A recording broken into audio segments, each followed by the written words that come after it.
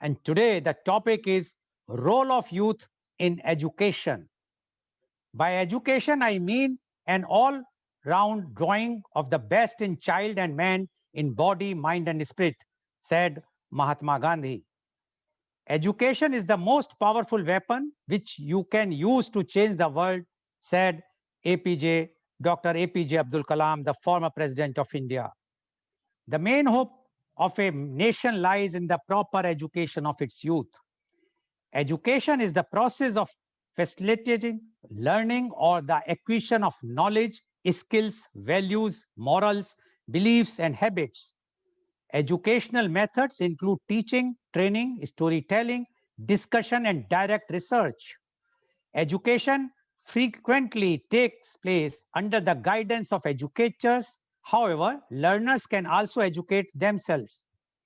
Education can take place in formal or informal settings, and any experience that has a formative effect on the way one thinks, feels, or acts may be considered educational. The methodology of teaching is called pedagogy. Education began in prehistory as adults trained the young in the knowledge and skills deemed necessary in their society. In pre-literate societies, this was achieved orally and through imitation. Storytelling passed knowledge, values, and skills from one generation to the next. As cultures began to extend their knowledge beyond skills that could be readily learned through imitation, formal education developed. Schools exist in Egypt at the time of Middle Kingdom. Plato founded the academy in Athens, the first institution of higher learnings in Europe. The city of Alexandria in Egypt, established in 330 BCE, became the successor to Athens as the intellectual cradle of ancient Greece.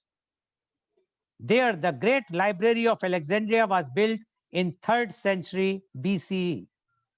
Education in ancient India has always been believed to be very disciplined and well organized, dating back to sometime during 3rd century BC, when traditional and religious knowledge used to be the main subject of learning.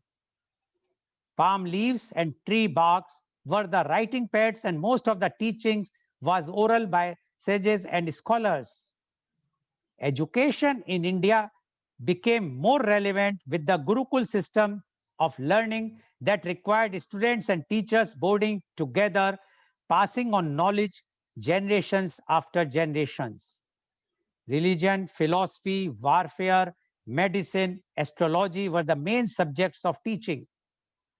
Another unique aspect of this education was its free availability for all, but was allowed a voluntary contribution called Guru Dakshina, which could mostly be afforded by few well-to-do families at the end of the courses. The beginning of the first millennium and some years preceding saw the starting of universities like the Takshila University, Nalanda University, Vikramshila University, and Ujjain.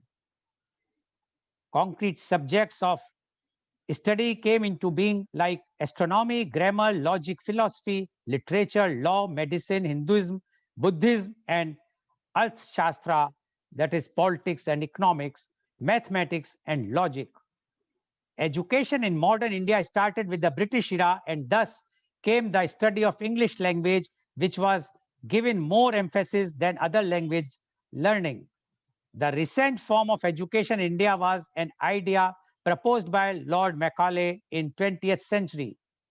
The first Indian institutes of technology were established in 1950s to promote technical education in India. The National Education Policy 2020, NEP 2020, which was approved by the Union Cabinet of India on 29th July 2020, outlines the vision of India's new education system. The policy is a comprehensive framework for elementary education to higher education, as well as vocational training in both rural and urban India. The policy aims to transform India's educational system. Youth are the most important and dynamic segment of the population in any country. It is believed that developing countries with large youth population could see tremendous growth provided they invest in young people's education, health, and protect and guarantee their rights. We can undoubtedly say that today's young are tomorrow's innovators, creators, builders, and leaders. But they need the required support in terms of good health, education, training, and opportunities to transform the future. The economic trigger happens when a country's more hands to work available than more mouths to feed. Today, India is one of the youngest nations in the world with more than 65% of its population consists of youths.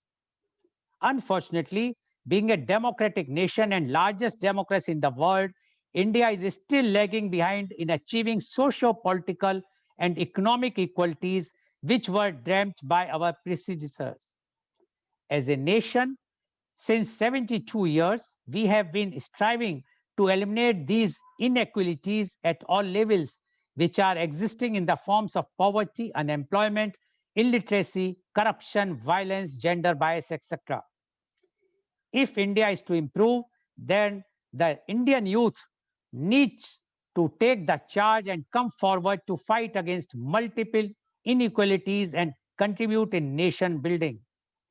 India has the edge of demographic dividends. They have the power to change the nation. Young mind will be more fresh and innovative, which helps in the progress of the country. But adequate opportunities should be given to the youth to represent their ideas and policies for the upliftment of the nation. Knowledge and unity speaks a lot rather than experience. They have power to change. Education programs should aim to teach and young minds right from the school level the importance of choosing right people who would take charge of governance. The pivotal role of youth who are afresh with ideas will help in this movement towards a transparent civil society structure which can influence the political administration for the benefit of the society. Youth has all the potential. Let us all provide rational educational support to them so that they keep on growing in their knowledge and understanding and keep making a difference to the nation and to the world. Then they should be fully empowered to lead India into the future. And to discuss today's very, very important program, and that is on the topic that is the role of youth in education, we have 7 youth leaders. Also, we have the chief guest today, and he is Professor Dr. K. Sankaran. Dr. K. Sankaran is the Director of Justice K.S. Hegde Institute of Management, NITTE. He is BTech Honors from IIT Kharagpur, PGDM from IIM Bangalore. He has done PhD from Kent State University, USA. He has several years of academic experience in India, US, UK, Middle East, and East Asia. He started his career with Tata's. He has several years of experience in management, consulting, and project management. Dr. Sankaran has widely published his articles in highly rated international journals such as Strategic Management Journal and Journal of Marketing Management and many others. Currently, he is researching in the area of higher education governance and andragogy.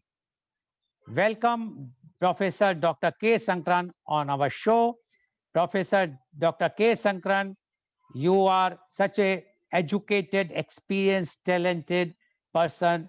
You doesn't require any introduction, but I have to give so that our viewers who are across the globe should know who you are. Now, Professor Dr. K. Sankaran, as you know, today the education, this present government is also giving lots of emphasis on the education, and education is required, as we have seen in the case of Corona or COVID, when everyone was looking towards the medical fraternity. The medical fraternity succeeded in India at least because of their education. The scientists who have developed the vaccine, they also succeeded because of their education. So the importance of education is very much, if we have to survive physically, mentally, economically. And for that, we would like to know from you the role of youth in education.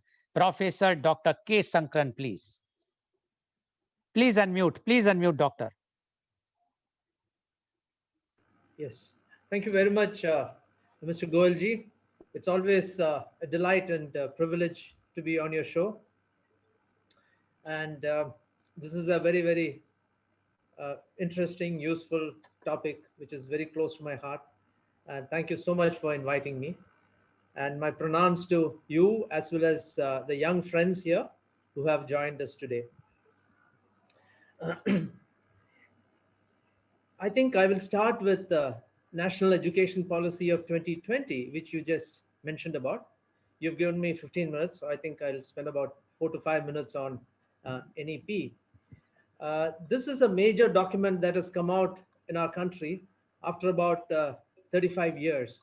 The last time we had a major rehaul of higher education, for that matter, education, I will be restricting myself to uh, higher education because that happens to be my area of profession and interest and research.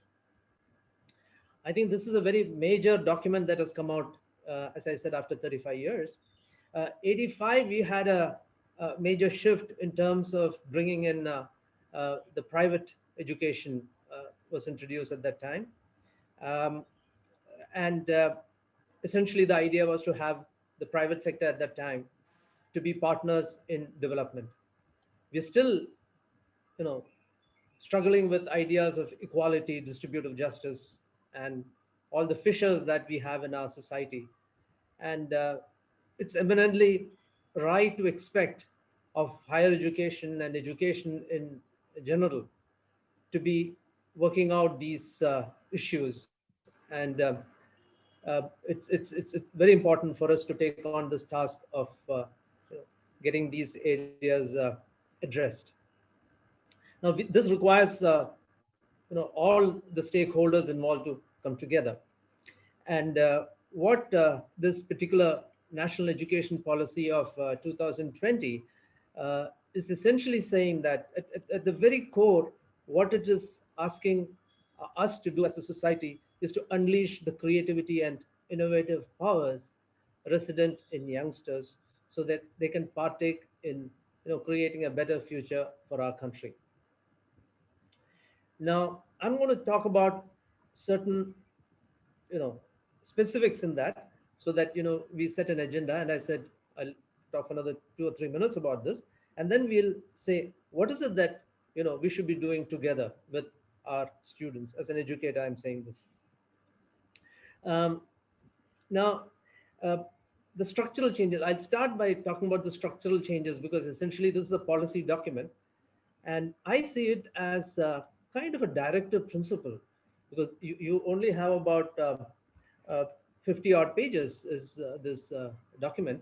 And before that, in 2019, we had a huge voluminous document coming out. Essentially, it's talking about certain structural reforms.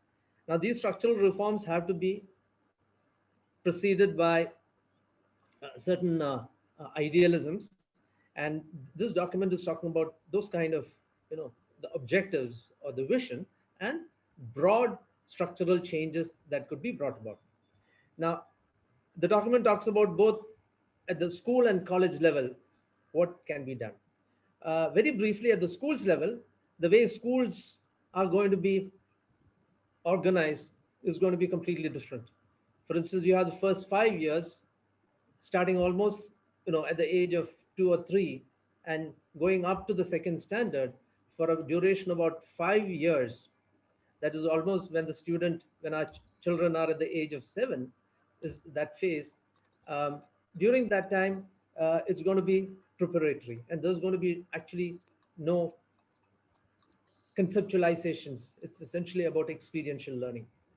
uh, Actually, Indian education has been suffering from excessive importance on concepts early in the game, when students are still playful, and it's not exactly right for children to be burdened with conceptualization. It's more perceptive learning. It's more about actually experiencing things. So at that time, when we talk about language, language is the ultimate, you know, symbolic language, language as such. These are really the higher levels of learning by human beings. We take them for granted as adults, but as children, these are extremely difficult. So if you ask them to write, like B, they might write like this, in an opposite way, for instance, because the brain is still developing. So there's a lot of work in these areas that have been done by neuroscientists and developmental psychologists and so on. So based on all this, we are saying that there's going to be a different way to teach people. So preparatory stage, then there's a foundation stage, there's a middle stage, high stage. So essentially understanding how children actually learn. So it's essentially we are saying that we should be really worried about how they learn, and we should be really concerned about the stakeholder. I don't want to say customer. Students are never customers, they're acolytes, especially at the at the university level. So being sensitive to their actually situation, their being, their the way they develop is very important. So I've been a critic of higher education governance the last 7 to 8 years, and when this particular document came, I was really so you know I felt this deep sense of uh, what should I say, consonance with this document, because of the kind of things that have been said in these things. Now, this is a policy document. It's a vision document. Now, for this to be actually translated, it requires every one of us. I think educators are going to play a major role. Of course, regulators are there. In some ways, regulators are giving the freedoms to the educators, and educators and parents will have to really work out these things very well. Now, coming to the higher education sector. In the higher education sector, what we are going to have is essentially uh, essentially it's going to be about introduction of humanities subjects. Very clearly, there is going to be emphasis on humanities, not as an alternative to science subjects, but as a as an appreciation in terms of asking why questions. Why questions are always answered by humanities, while how is going to be science and technology. So it's very important for us to generate the questions. It's well established by great educators, great writers, thinkers in education, that humanities have a different approach than science. So that's why you have humanities and arts, and you have things like creativity, aesthetics. Those things are extremely important to answer questions of how things can be done. Well, science is eminently suited for that. So our emphasis in the last 70 years has been on the how of things, and we have given a lot of importance to professions such as you mentioned about medicine, engineering, management, law. Uh, these are essentially they border. Some of them are pure professions, some of them border on professions. While now what it is said is, well, for professions to thrive at the age of 17 or 18, 16, 17, 18, we need to have our students, our children, really getting exposed to a wide variety of different things. And as I would put it, not burden them with this idea about, be very useful to society on day one. So between the age of, let's say, 17 to 21 is the time when they try out different things and kind of become a young adult, when they will really start understanding what is it that they are really good at. How do they start understanding about this panorama of knowledge areas where they could possibly specialize and become good at. Only at the master's level should we really be go for great specialization. But by then they have this ability to learn things themselves, so that it's not about spoon feeding anymore. There's no spoon feeding at all at any stage for that matter.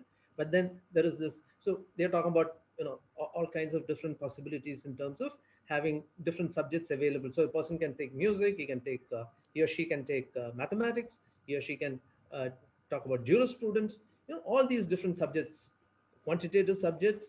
It may be coding, it could be anything, it could be computer science. But then the person could have all these different things available to the person, and the person starts making a decision. This is very important. As I talk to a lot of our own colleagues, all our friends and people at different ages, We find many of them just drift somewhere. By the age of 40, they kind of figure out what they want. That happened to me also. It took me a long time before I figured out that it's education that I wanted. I had to be on myself. For 4 years, I was an entrepreneur. I was in project management. I was in consulting. So it took a long time before really saying that this is what I want to really do. Now, this is a lot of, loss of human power and intention and good sense, actually. So there's going to be 4-year programs, no MPhil. That's going to be, world over. MPhil is gone off. So from straight away from masters, one can do a PhD program. The whole idea of affiliation, which is the hallmark of our education system, introduced by, as Mr. Goel talked about, it essentially came from Macaulay's education system, the British education system. That's going to go. Essentially, affiliation is saying that the university knows what should be done at the college level rather than have autonomy for the colleges. So there's going to be more autonomy, and there's going to be a national research foundation which will make sure that this whole idea of uh, knowledge keepers in society. I'm using this word. This word is not used in this document. Knowledge keepers indeed have a role to play in the affairs of the country in terms of seeing further ahead, and that's the original idea of Vishwavidyalaya, the transdisciplinary space that you have where students come and discover themselves. And it's not about just information, it's about really wisdom, knowledge and wisdom. So this is a national education policy. So it's a wonderful document, and I think it can be used as it can be very eminently used as a directive principles and kind of touch them where we need. But then it doesn't talk about regulation. Essentially, it's a movement from regulations to governance, where the stakeholders have to actually figure out what they really want to do themselves. Now, I will say, with due respects to all our friends here, okay, I've seen the names. Ashma is here, Bonme is here, Jyoti, Kushi, Pranam, and Manoj. Really, really happy to talk to you guys. One more is there. She is Nidhi Shetty. Oh, Nidhi. Okay, thank you, thank you. Her name is yeah. Come up. You mentioned seven. Yes. So Nidhi also, not last but not the least, is went by that. Um, so now the purpose, yeah. So what I was thinking is, I would say, what is it that youngsters can do, and maybe you can also say how you can help us do these things, uh, um, uh, you know, uh, and achieve the kind of thing that we are talking about. Essentially, we are talking about positive sum games where students achieve what they want to do and achieve better things in life, as well as contribute to whatever we are talking about. That applies to us also as educators. Now, I have about 7 minutes, sir. Uh, Yeah. Please go yeah, ahead. okay. So I'm thinking, first of all, to be as a student, what is it that you could possibly do, and what is it that I think, after having seen probably thousands of students, I'm really fortunate to have been, mentoring and being partners in education with thousands of students actually. Um, I think the first thing is partners in the process of higher learning. It's We want to instill, and we want to be partners in students developing the ability to ask questions, the courage to ask questions, develop curiosity, and to express the curiosity openly without fear, be critical thinkers, and have ultimately the locus of control in oneself while deeply respecting the context or environment in which they are, that is, others. So, this is something which is resident in NEP. All that I'm talking is what the NEP asks us to do, asks the society to do.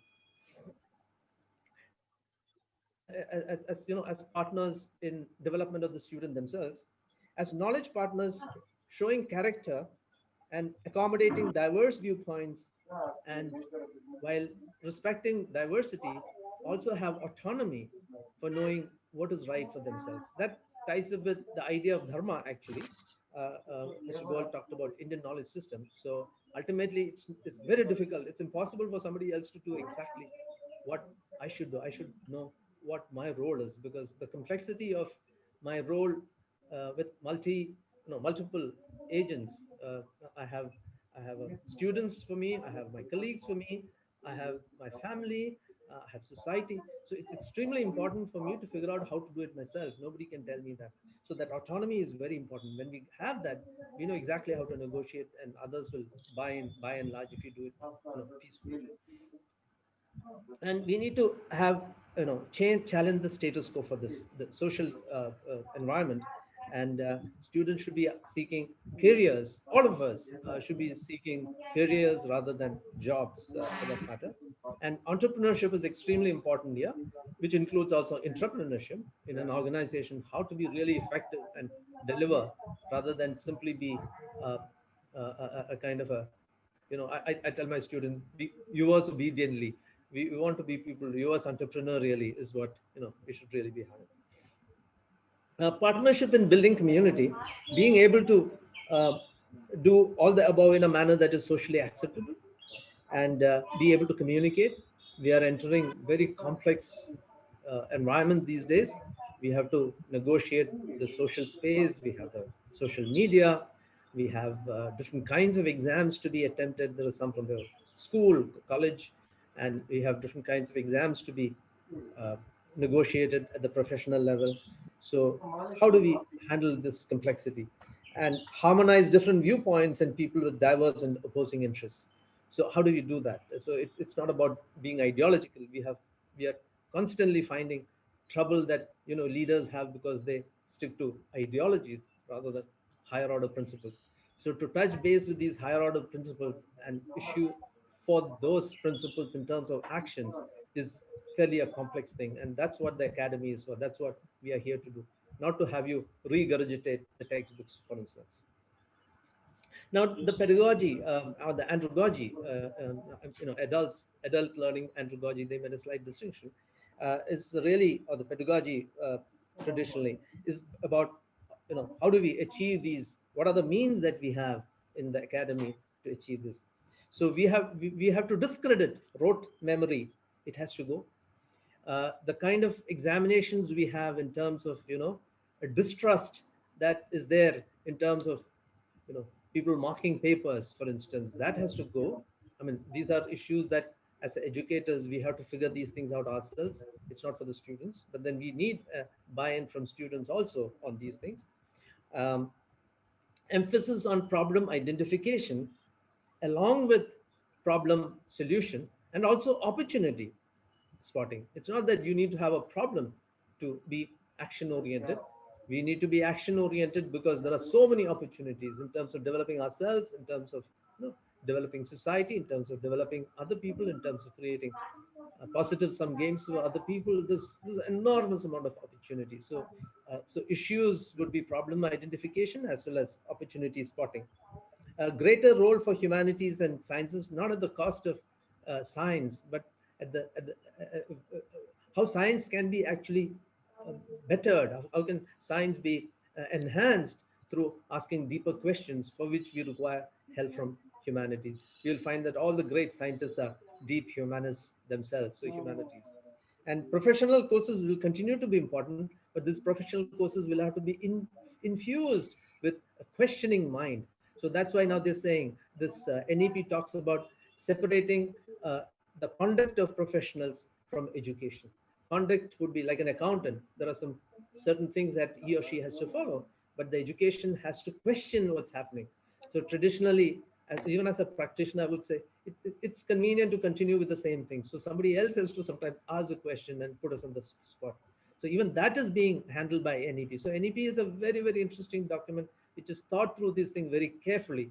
Instead of saying that, okay, a professional, if I'm a manager, I can teach management best. That need not be necessarily right.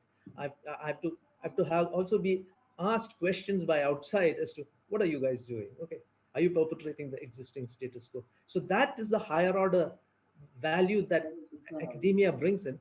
And I think one culture that understands this beautifully is the Indian culture, because we give always importance to questioning. So we have in the in Kathopanishad such a wonderful story. Nachiketas asking his father, "You sacrificed everything. You sacrificed all the cows, the goats, and all these animals for you know the seers in society. But why are you not sacrificing me? You said I'm the most favorite of yours. You know, what greater story do we need to have to tell ourselves we are the greatest, we as a part of humanity, as that we have the wherewithal to ask questions. And I think we are not doing that in the last 250 years for sure. Uh, So questioning will automatically mean uh, a research orientation at all levels, because research doesn't mean dry, following somebody else, all this literature research and all that, but it means questioning, questioning, questioning. So I will stop here, by saying that two things. One is evaluation. Evaluation has to move for something very different. That's also handled by NEP. As a principle, it's given, but as academics and students, we have to kind of change the way things are happening. And employers and parents are important stakeholders here. They also need to be taken into confidence and change created. So this is a very big thing, and education is the most complex of all sectors. I've worked in very many sectors, and I can say education is the most complex of all sectors, because we don't even know who the right stakeholders. With that, I will just stop here, and Okay. thank you for this Thank you opportunity. very much, Professor Dr. K. Sankran, for giving your views about the education, and especially when you are talking about the new education or national education policy 2020, and you have highlighted how the national education policy, a new document which is going to be the game changer for the education policy in India. That is a very, very important point which you have raised. And you said now the young minds or youth will definitely be beneficial because of the changes induced in this particular policy. And that is only possible if youth will take initiative, if youth take participation. And you have highlighted few of the things, like you have mentioned that now there is no MPhil, one can go directly do the PhD once he will complete his graduation. So all these things are there in the new education policy, but we have to see how the youth is going to adopt this education policy and how the youth will play a very, very important role.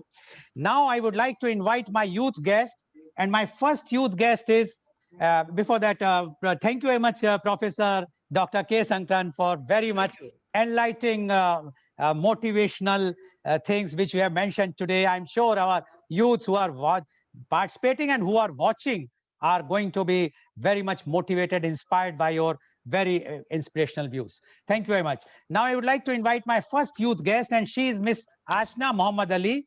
Miss Ashna Muhammad Ali, you have heard what our chief guest, Professor Dr. K. Sankran, has mentioned. Now, we would like to know from you the role of youth in education. Uh, please unmute yourself. Yeah, Miss Ashna Muhammad Ali, please. Sir, am I audible to you? Yeah, yes, please go Sir, am ahead. I audible to Yeah, you? you are audible. Go ahead, please. Okay. Yes, go ahead. Thank you, Professor Sangran, sir. Your words were really enriching and so valuable for me as a student. Good morning, Professor Dr. K. Shankaran, Mr. Lal Goel, and my fellow youth guests. Thank you for giving me such a good opportunity. Myself, Ashna Muhammad Ali, and I'm a final year postgraduate student in language and literature in Al College of Arts and Science, Thodupura. What is education? There are many definitions for education, and I love to express education as the wise, hopeful, and respectful cultivation of learning undertaken in the belief that all should have the chance to share in life. In the ancient and medieval times, youth is a frustrating time in life for its attempts to find some sense of identity and independence. And scriptures looked in time both of danger and challenge. Giving the youth the empowerment Giving the youth the empowerment with an extraordinary amount of spaces for participation holds a nation's success. Being a youth is good. However, empowering the youth is better, where everyone is encouraged and assisted to reach a successful life. The success of a youth's life will be invested in everybody's function. The importance of youth empowerment will evidently be seen the development of poverty eradication measures, good education standard, good governance, crime reduction, national growth, security, and technological empowerment. The role of youth empowerment in eradicating poverty is through when the youth sector is financially empowered with ways of good education standard or skills empowered to be able to sustain himself and his household. I believe that developing countries with large population like India could see tremendous growth provided they invest in young people's education and health. And I can undoubtedly say that today's young are tomorrow's innovators, creators, builders, and leaders. I repeat, I can undoubtedly say that today's young, our youth, are tomorrow's innovators, creators, builders, and the leaders. And to transform the future, the young need the required support in terms of good health and good education, training, and also many opportunities because our India is still a developing country. Youth can do more for the betterment of the country, can quench the thirst for realizing their potentialities, and also the youth stand out with the employability skills like communication, teamwork, problem solving, initiative and enterprise, planning and organizing, and self-management. Next, I wish to talk upon brain drain. Brain drain is the migration of skilled human resources for trade, education, and better life. Trained health professionals are needed in every part of the world. That's a true fact. However, better standards of left to focus on, and the majority of migration is from developing to developed countries, and these migrants are mainly youth, and this is a fact. Why don't they provide themselves as brain drain for their own country? And so India will be transformed from a developing to a developed country, and then their contribution to education, thus an investment in their own nation for a better and good future. Okay. And also, there's a big gap, a disconnection with the youth empowerment with the case of decision making. The youth should get a chance in decision making because they are the fresh graduates and Be be also the be coming brief, please. representatives. Be brief. Okay, okay, sir. Okay, sir. Okay, even though we are the 21st century, nothing has changed.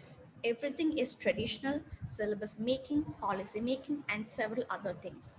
There is no appearance of the youth in these areas and thus lacks development of education. Youth must get a chance in these areas to have to show their capabilities.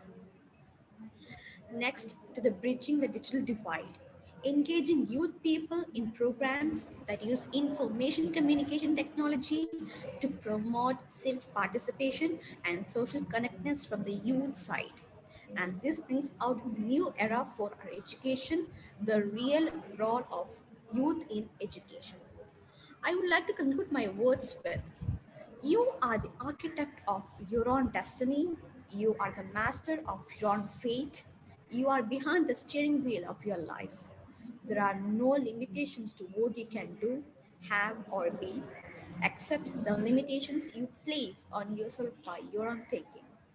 I hope, including Oh, me as an architect of youth, will be a betterment to build a good education for our developing India. Thank you.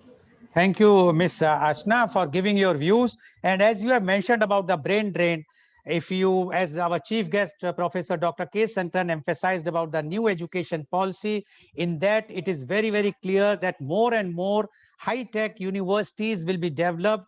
Even the new educational policy or the National Education Policy 2020 allowed the top foreign universities to open their universities or the campus here in India. So then definitely those who are going for the higher education they will be getting the education in India only. But the thing will be after the education, once you are trained or once you are educated, whether you would like to serve India or whether you would like to go abroad, that is a point where we have to see how much job opportunities, what is the infrastructure. If everything is fine, nobody would like to go abroad. And especially after the COVID has shown one thing very clearly, that even from the metro cities, the people have gone back to their native places because they know where their own people are there, they would like to be there. Thank you very much, Ms. Asna Mohammad Ali, for giving your views. Now, I would like to invite my next youth guest, and she's Ms. Bonmi Sangma.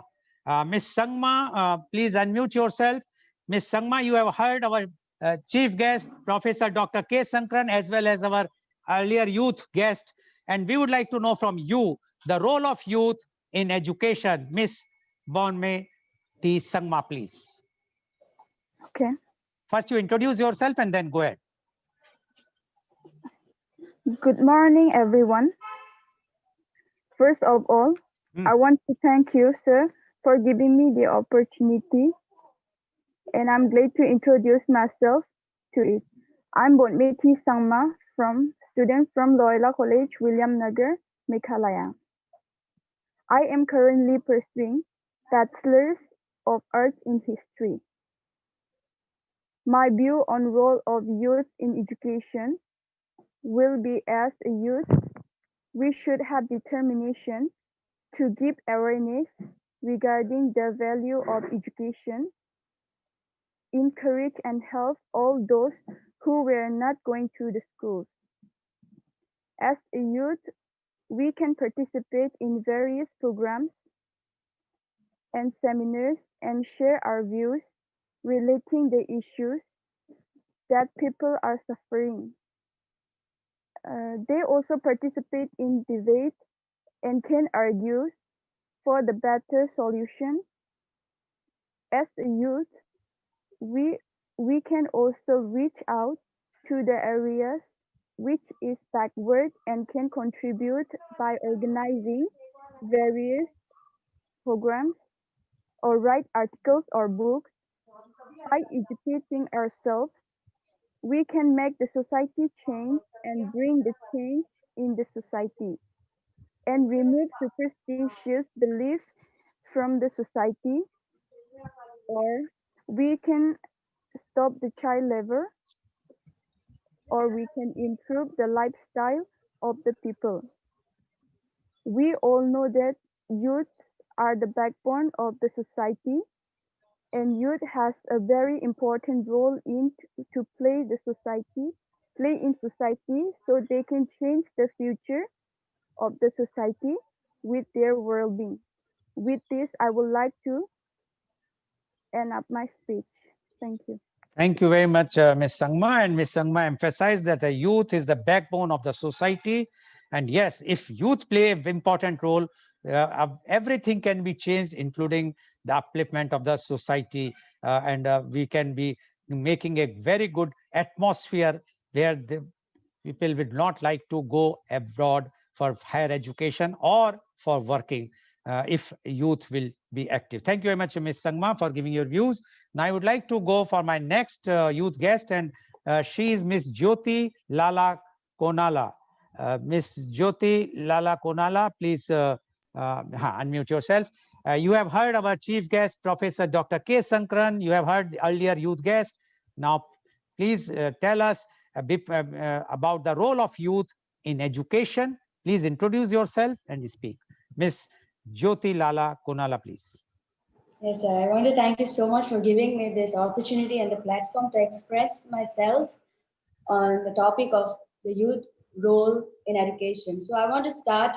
My name is Jyoti Lala Konala, and I'm doing my bachelor final year in Bachelor in Social Work in School of Social Work Roshni Nilaya in Mangalore. Okay, so I would like to start my topic based on a quote said by Enon. Want to build a humanity, go to students. Want to destroy it, there again, go to students. Student world is a very different world, a world in its own adventurous life, full of energy, newness, creativity, and at the same time, opposite of all these are also tragically and equally true on it. More often we should see students and youth going to colleges and schools, but we rather see them on streets looking for job, searching for new opportunities. But this is also called like unemployed youth. Okay, so students are joining and they are joining youth movements and student movements are coming up so that we try to find our own platform to express ourselves. So I want to say about the role of youth over here. Role of youth is simple. It is to renew, refresh, and maintain. Renew, renew means try to bring new creativity, try to do something new, be innovative. Refresh is the same as renewing and maintaining the same old culture, but in a very new perspective. So, as the previous youth guest said, the youth is the backbone of any nation. It's true. Youth can do anything, it's very powerful. So, youth can play an important role in the development of the society. So, I'll say another quote said by Dr. APJ Abdul Kalam, our late former president of India. While children are struggling to be unique, the world around them is trying all means to make them look like everybody else. So in my opinion, I feel that people are trying to compare, the society is trying to compare the youth with another person, like be like them, do this, do that. But it's not like giving us the opportunity to express our own uniqueness in the platform. So I would like to say that, that we need an opportunity like a new national education policy have also come up with this policy where the schools have to have some curriculum like subjects which is uh,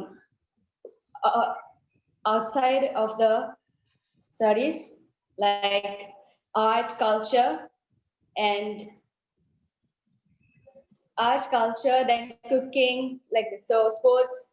But we don't see the other side where some students don't know how to play sports, some students don't know how to cook.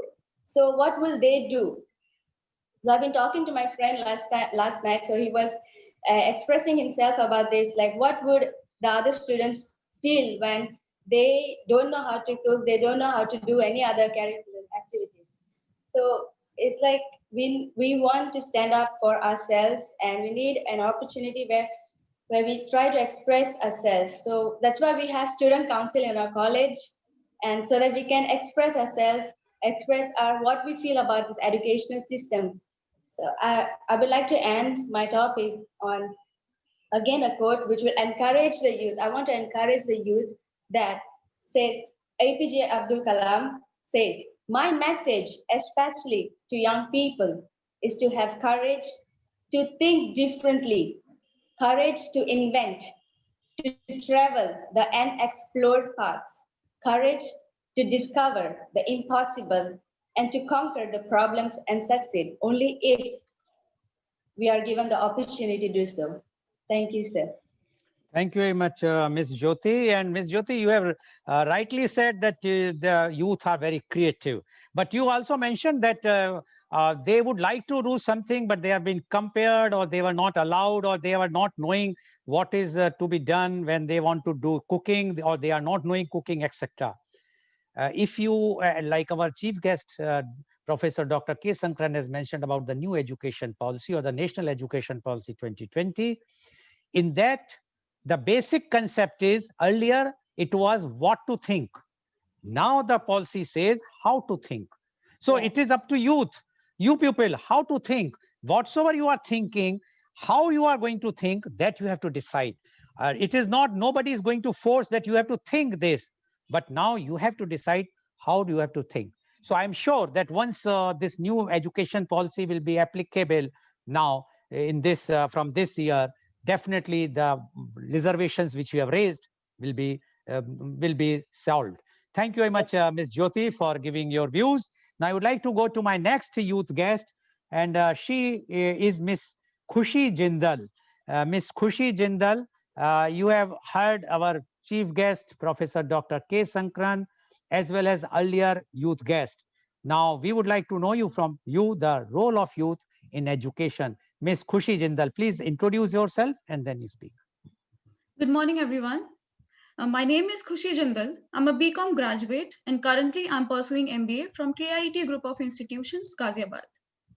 It's an honor for me to speak today in front of our chief guest and the chief editor.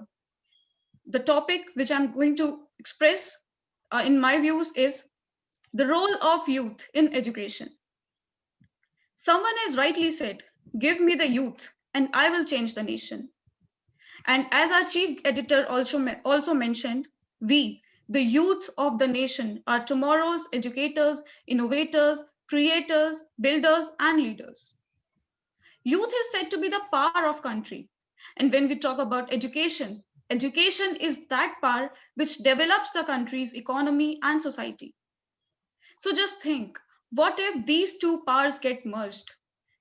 What milestone they can set for the nation's development?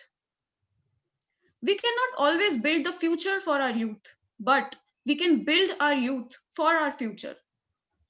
Now the question is, how the youth can give it into the education? Well, it's pretty simple. First of all, the education program of our country should aim to orient the young minds in such a way that they consider it as their responsibility to set the education standards of the country high. Empowering youth to join teaching profession will go a long way to improve the quality of education, promote inclusion, and to ensure equity in the education, particularly in the unprivileged communities. For an example, nowadays we see many youngsters working with NGOs, which work for educating people, especially the unprivileged section. Isn't it appreciable? We can take another example, the young entrepreneurs who are coming up with their innovative business ideas in the education industry, which is education industry is going to undoubtedly going to benefit a lot to our coming generation in terms of education. Young people today have the capacity and the willingness to encourage in many different ways. It is not enough to give them a seat at the table, but rather to engage them in a continuous and relevant manner. Young people play an important role in creating an agile, sustainable, and lifelong education system, which fulfills the need for the future. The success of every society is dependent on its ability to maintain the educated populace over the time. Therefore, we need the connection and experience of young people to recreate the educational experiences to meet the demand of today and the future. Although, as a youngster, I feel an interesting way to transform the education is educating the learner through creative learning methods. It is important to engage them in experiential learning activities, such as by using games, simulations, role plays, and storytelling, so that those who may feel excluded may feel motivated to participate in the learning process. Finally, I would like to conclude it by saying, if we want to provide the sustainable solution to the education in this rapidly changing world, we need to leverage on youth-led solutions and assistive technologies that will transform the learning environment for every child. As we say, youth is a power, the big power. Thank you. Thank you very much, Ms. Khushi Jindal, for giving your views. Yes, you are right. The youth is a very big power. And the youth, if they want, they can change anything. As you know, then in India, we have 65% population belongs to youth. And if youth decide to do something, even in the field of education, they can. Although the government or the educators, their scope is limited. They can give you the education whatsoever is there. But it is depends on the youth, how they are going to take that education, take the advantages of the education, whether it's a technical education or vocational whatsoever. If you are going to take the advantage, then it is beneficial. I would just like to add one thing. In India, we have only 2.3 skilled youth, while in other countries, it is far more. Like South Korea, it is 96%. Germany and etc. Germany is about between 70 to 80%. So until unless youth will not come forward, there are so many ITIs, so many IITs, so many polytechnics, engineering college, medical college, everything is there in India. But the youth has to take the technical know-how, and then only we will be able to give that what we require. Thank you very much, Ms. Khushi Jindal, for giving your views. Now, I would like to invite my next guest, youth guest, and she is Miss Nidhi Shetty. Miss Nidhi Shetty, you have heard our chief guest, Professor Dr. K. Sankran, as well as other earlier youth guests. Now, we would like to know from you the role of youth in education. Miss Nidhi Shetty, please. First, introduce yourself and then speak. Yes. Good morning, everyone. I'm Nidhi Shetty from Mangalore, currently pursuing my post-graduation in the field of commerce from Mangalore University. Thank you, sir, for giving this opportunity to keep my viewpoint on this topic. So I would like to start from the education. Education develops the country's economy and society. Therefore, it is the milestone of a nation's development. Education is very important for the individual success in life.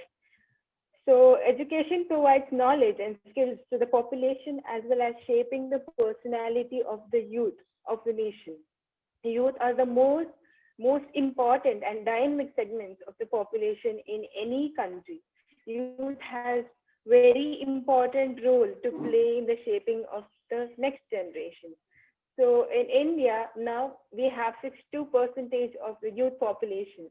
So it is a huge population. The purpose of education is to impact knowledge. Knowledge need not be limited to teaching at schools or college. Knowledge can be anything. Guiding people to move in right path is also a knowledge. So as being a youth, you should also have some social responsibility. You should work towards it. Education should not be done just for the purpose of getting job. Nowadays, people only think that good education is required only to get a job in higher companies. No, it is not like that. In olden days, we used to get education from schools, colleges, books, but now we have more variety, like wide range of options. Like we get information from social media, YouTube, Instagram, Facebook, Google, everything. First and foremost, the responsibility of youth is to educate themselves, because as per we have seen in pandemics, like the people who are highly educated also have gone through a lot of depression. So they have to educate themselves in a proper manner to face such problems. So in this current scenario, we have the power of taking people in the right direction. Education is the most powerful weapon which you can use to change the world. For example, now we can see young influencers, motivational speakers who motivate and educate people with their videos. One video of them, like they get a lack of views on that. So it means that they can change the people of, like they can change the mindset of the people. They can take them to a right path. It means like one good video can make or break a people. So while creating a content or while we are speaking, we have to see that we are creating a good content. It is up to you how you guide people with the good content. To educate people, you should not have a great amount of knowledge. You can also educate people with a little amount of knowledge which you have in a particular field.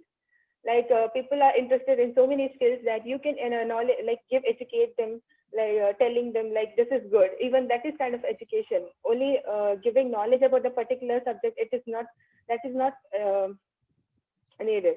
Like it is not only up to that. You can educate them in every single thing. Nowadays, we can see many students are the victims of bad habits. As we as a youth can change them by giving them right amount of knowledge. It is our duty to change them and to bring them in the right path. Guiding people to use a right apps is also education. Youth is not only a partner of today, but also the leader of tomorrow. So it is our duty how we take it and how we provide information in the right direction. we see youth using much social media nowadays. So we can use social media as as a right platform to educate people in different ways. This is the era of technology where access to information had never been so easy. Even we have seen youth as a civil servant, they go to schools and colleges just to educate people. Even that is possible. Even that is education. So I conclude by saying that this is why we call education is not a narrow concept. Education is not limited up to studies. It can be anything. And education is important in the guidance of human life. Thank you, sir. Thank you very much, Ms. Nidhi Shetty, for giving your views. And as you mentioned about the social media and educating yourself, yes, if you are educating yourself, as you said, it's very correct. The only thing is the meaning of education, as you also mentioned, that not only for the job, but to become a good human being. If you become a good human being, then everything will come for you, whether it's a job or position in the society. So be a good human being and use the social media in a positive way. If you are using in a positive way, yes, one can build the society in a very great way. Thank you very much, Ms. Nidhi Shetty, for giving your views. Now I would like to go to my next youth guest, and he is Mr. Pranam Shetty. Mr. Shetty, please unmute yourself. You have heard our chief guest, Professor Dr. K. Sankaran, as well as earlier youth guest. Now we would like to know from you the role of youth in education. Mr. Pranam Shetty, please introduce yourself and then speak, please. Yes, thank you. Myself, Pranam Shetty. I'm pursuing my bachelor's in business administration. Currently, it's a first year. So, yes. From which institution? From Swastika National School. Where? From in which city? It is in Mangalore. And I'm also working as a part-time employee in Swastika Digital Marketing. So now the role of youth in education. Of course, I certainly wonder when such topics are given, since youth and education are never two different entities. They are always a single entity. Education for me is not just a regular process that is from the LKG down to the post-graduation or doctorate degrees. This for me is just literacy. Education is not certainly this. It is much more than this. According to me, education is a way of life.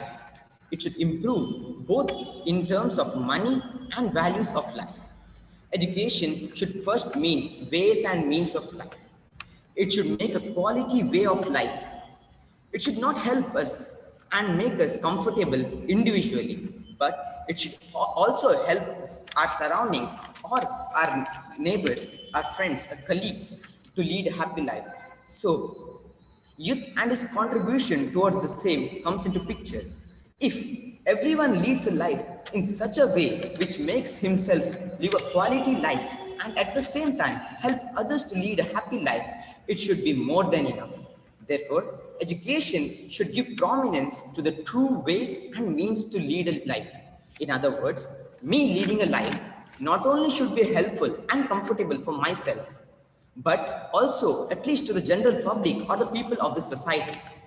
First and foremost, it should not be a selfish life. After all, how can a man eat, digest, enjoy, and then forget what he has eaten? Yes, if my education doesn't help to improve the quality of life, what good is my education? Man basically is dependent on each and everyone for something or the other throughout his life. So let us understand, when I need something or someone's hard efforts or struggles are behind it, I too should see that the people who are near and dear ones are comfortable together with me. If each and everyone understands this concept and work together towards the same, the world will be a much wonderful place to live in. First of all, let us just give it a thought. Why does world fear a lot? The answer is education itself. It is because only when you're qualified and you are knowledgeable, you are ready to face people. You're ready to face the questions. Okay, it's quite shocking when I say that well-educated and highly qualified turn down to terrorism. If knowledge couldn't change their attitude or belief, then what good it has done then? If education has not taught the habit of loving and sharing, what good has it either?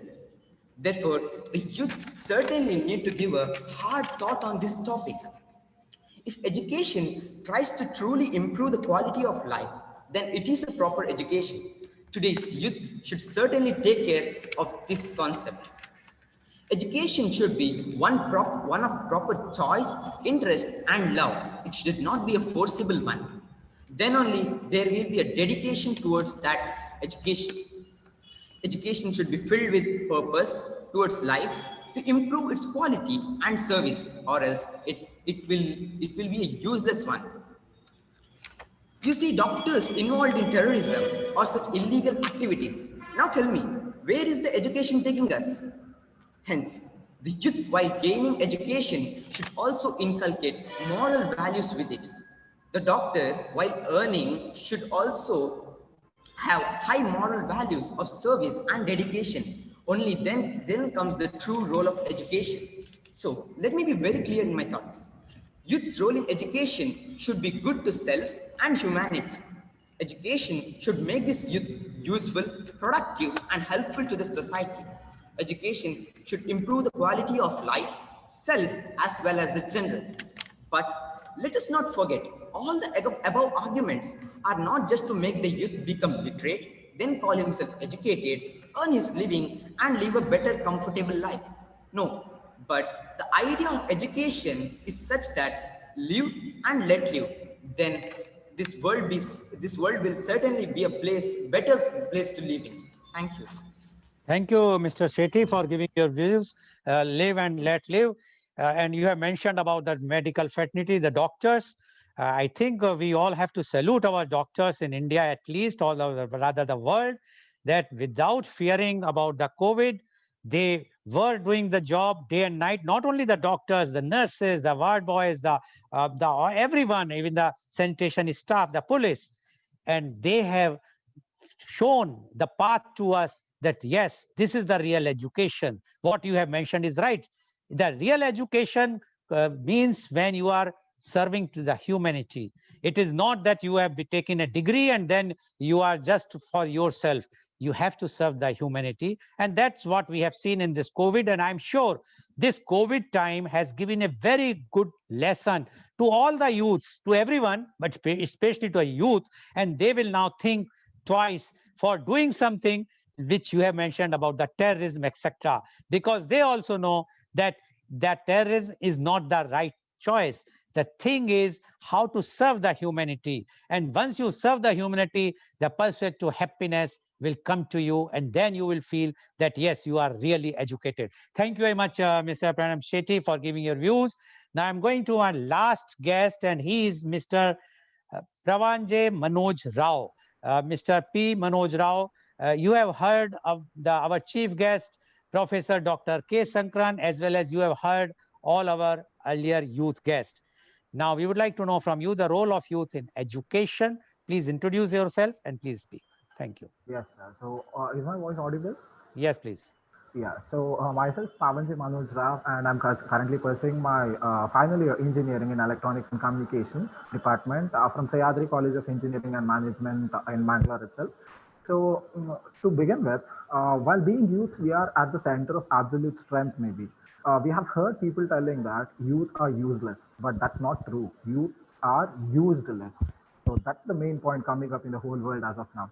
Give them opportunities, give them the right path, and they'll come up with a huge round of applause and success in their lives for sure. So, in my opinion, people without education are like weapons without bullets. So, right after our birth, we have in one or the other way exaggeration to think of education, and maybe like we can put it up in one way as to like once we are into this field of education, maybe. So we are into one point of life where we start molding ourselves. So we just become a different person from what we were earlier or what we are going to be. So that's what we will be once we attain the concept of education, maybe. So to begin with, I would like to put up four main points as to what's the role of youth in this particular field of education. So to begin with, education is a factor of change in one's life. Isn't it true? I guess it is true in case of all the young chief guests present here, as well as the whole world of youth maybe. So once you enter the field of education, whatever particular thing or whatever particular behaviors you used to have, it will totally change. So we as youths, once we enter the field of education, maybe the main thing is it's an asset to ourselves. Like we mold ourselves, we become a different person, and then ultimately get into the field or into such a position where we can define ourselves as to who exactly we are. Right. So maybe going with the second point now, education as the path leader of the youth. So education is the path leader of the youth. Right. So once you are into the field of education, it is with the help of education that the youth can choose and seek their interest. So if you are interested in one particular thing, go do that. If you're not interested, then there's no use of doing that particular thing. And that's what this national education policy has done. So do whatever you are interested in. We are not forcing you to take some particular type of combination and excel in that particular field. Do something of your interest, come up with good ideas, be creative, and be creative. That is one mantra that everyone has to follow, because whatever you do, however you do, if you're not creative, if you're not smart, if you don't do smart work, then your hard work doesn't give any yield at all, for sure. So coming up with the next point, education as a means to reform the minds of the youth. To speak about this particular point, maybe we have examples of the terrorists in Afghanistan and Pakistan who are literally 98% of the youths. It's 98% of the youths. So they are not getting the proper education as to what they have to do in their life, and ultimately at the end of the day, it's like go into this particular field, kill some people, do some unwanted stuffs, and earn money. That's it. So there's nothing else that they do. So that point focuses mainly on education as a means to reform the minds of the youth. If your mind is reformed to do some particular thing, then maybe like you are into it. So coming up with the last point, maybe education as a media of all comprising developments. So once you want to develop yourself into a better human being, then the only thing that can do is education. So with the help of education, the youth can promote competitive issues and analytical precision and envisioning future scenarios, and decision making skills will improve and whatnot. So education just makes every particular human being just mold himself and become a better human being rather than just being a normal human being. So maybe I can conclude by telling in one sentence that with a proper education maybe imparted to the youth can become productive, scientific oriented, broad minded, and ideal citizens of the society, as the society is significantly influenced by this category of people. So it's one main point that I would like to focus on is, again, I want to repeat, youths are not useless, but they are useless. So I would like to thank Mr. Goel sir for giving me this opportunity to speak on this particular topic. Thank you, sir. Thank you very much. Youths are not useless, but they are used less, says P. Manoraj Rao. Yes, you are right, but why they are used less? They are not used less. Rather, they are not using, or they are not understanding their own capabilities. Today, with the new technology world, digital world, one can do, and we have seen the examples ourselves. A 12-year-old child is developing an app and doing wonders, earning money. So youth have now the tools with them. If, and you rightly said that if you are creative, yes, if you are creative, then there is no one to use you, or less or more. It is up to you how you want to be used, or how you want to show your creativeness. Thank you very much, Mr. Rao, for giving your views. Now I'd like to go to my chief guest, Professor Dr. K. Sankran. Professor Dr. K. Sankran, you have heard all the 7 bright youths today, their views. Definitely, we would like to get your concluding remarks about them, your opinion, and you have about 7 minutes to talk. First, unmute yourself, please. Please unmute. Yes. Yeah, thank you very much again for this opportunity. I think we have to take these youngsters very seriously. I think that's the first thing. And as an educator, as as a citizen, uh, as a person who has some influence on policy, I think it's very important to take. There are some take homes here. So I would quickly say there are 5 take homes for me. They are essentially one. Uh, the youth are expecting them to be connected to the decision making.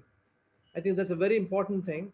And I think as educators, we need to, you know, in all our activities, we need to take youth into confidence. We may not entirely agree with them, but then we need to really talk to them. And when we start doing it, I'm sure that we can have a classroom full of students taking exams, but there's no copying. I think it's possible. I know it is possible, provided we take them into confidence. So in decision making, we need to really, really involve youth, because there's so much that we can know, and it's not just about ideas. It's about engaging and creating trust, and trust really works. So I think that's number one. Second is create a non-judgmental means to engage youth. I think this is very, very important. I mean, one of you said this, one of the youngsters said this. So I think we are not here to judge. And I tell my students, exams are, please, yeah, you can quote me. It's a necessary evil to prevent free riders. It's nothing beyond that. Yeah. So create non-judgmental means to engage youth. And when we say this to students, it doesn't matter how you did, but every day is a fresh day. I'll see you as a fresh person every day. As an educator, we have to do this. We need to learn some new skills also. I'm very clear about this.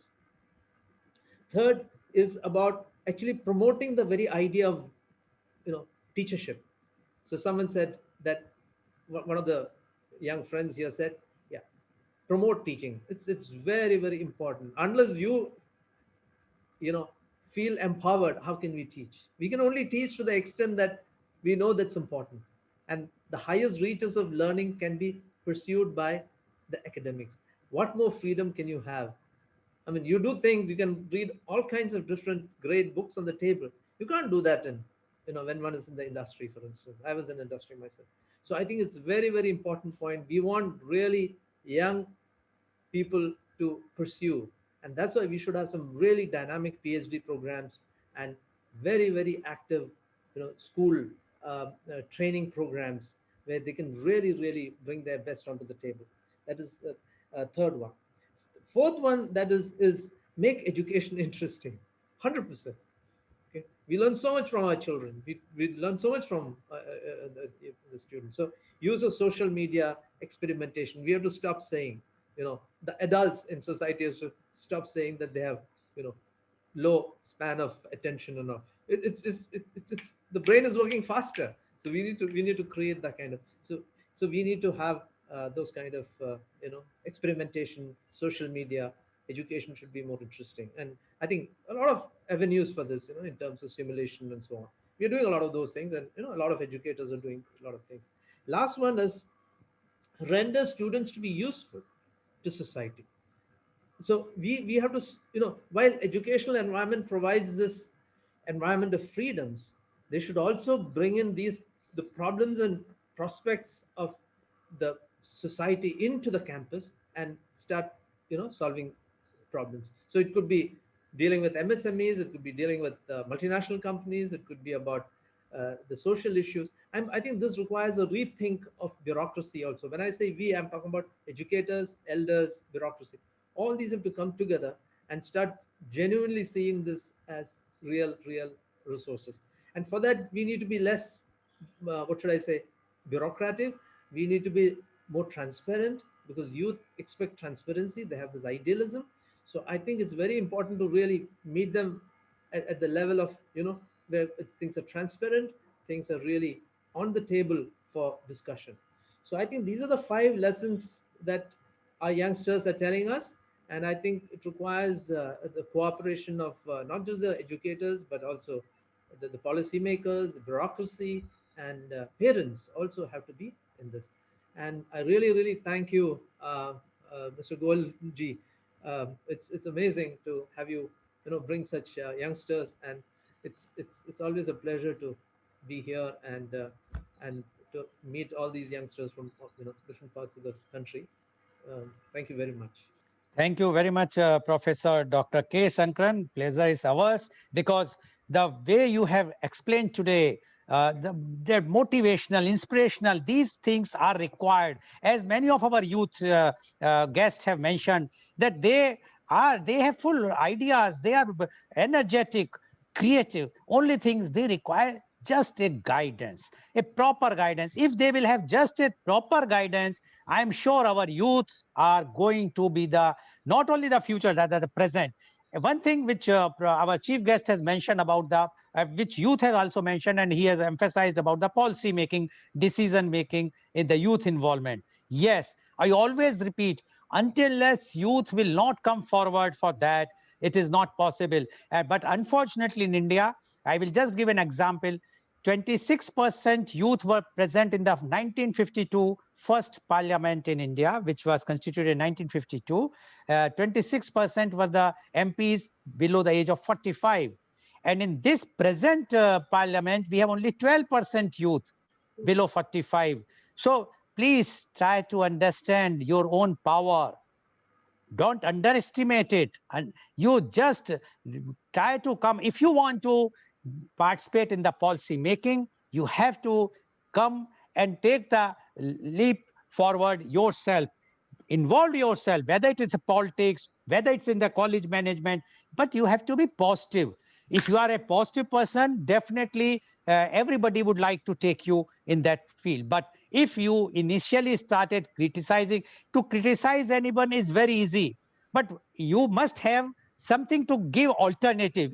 If you are not agreeing with one policy, fine, no problem. One has to not agree with all the policies, but then you should have a solution. If I'm not agreeing with this new educational policy for this particular reason, then what are your solution? Because after all, if government is coming out with any policy, or the college management comes out or with any policy, they always do with it due deliberations with lots of people. It's not like that one person decide, okay, I want to do this. But if you give the alternate solutions. Always the difference and democratic setup is like this. But what you have mentioned today, yes, it's a very, very valid thing. You all are very creative. You are using social media in a very positive way. And I again appeal to you all that please use the social media positively, even for the vaccination. You know that from 16th of January, the vaccine has started in India. The COVID vaccines started in India. Please be positive. Don't go for the rumors. Go for the medical expert advice only. Don't spread it. Even if you are receiving, don't spread the negative thing. Because today it might be a fun for you, but just think, if one life is lost because of this COVID, it's a very, very big loss. And when we are talking about the humanity, when we are talking of real education, this is the real education. Study yourself. Go through the Lancet, go to those technical papers or the publications, the journals, medical journals, what they say about vaccine, and then only make your opinion. But don't do that. Somebody has forwarded a WhatsApp message and you are forwarding so many died, so many such happening. No, we must, and this is the responsibility of all the youth, everyone, every citizen of India today, to see to it that we will be COVID free, and that will be a real education, in my opinion, to every one of you. Thank you very much. Thank you very much, our chief guest and all the youths. And today's program has been live telecasted by V4 News, Global TV, V4 Stream, Malnadu TV, News Gaon se Samvad Sarokar News, as well as it was shown live on Facebook and YouTube. And our endeavor is to bring to you every day a new topic. And tomorrow, our topic for media conference with Lal Goel at 10:30 a.m. is women and spirituality. Yes, the topic is women and spirituality. And our guest panelists are Dr. Rajiv Anand, Senior Psychiatrist and Marriage Counselor, Mumbai; Miss Rashri Daga, Entrepreneur, Mumbai; Miss Shama Nurani, Angel Healer, Mumbai; and Miss Radhika Pai, Chairperson, Vidya Shilp Community Trust, Bengaluru. So please tune in tomorrow for media conference at 10:30 with Lal Goel at 10:30 a.m. Thank you very much, Professor Dr. K. Sankaran, for joining and enlightening, giving your such a valuable views. And thank you all the youth guests who have joined today. And I'm sure not only you, even all those who have participated or who are already participated in our conference, or who are viewing today's program, or who can watch in future also, because these all our programs are available on Media Conference with Lal Goel on the Google search. If you will do, you will find all that from the D-Day 1, that is for 22nd March 2020. It is available. Everything is available, which may enhance. And that is our endeavor from the Gyan, to enhance or give something which we would like to give to all of you. Thank you very much. Thank you very much. Thank you all the viewers for watching our show. Thanks a lot. Thank you.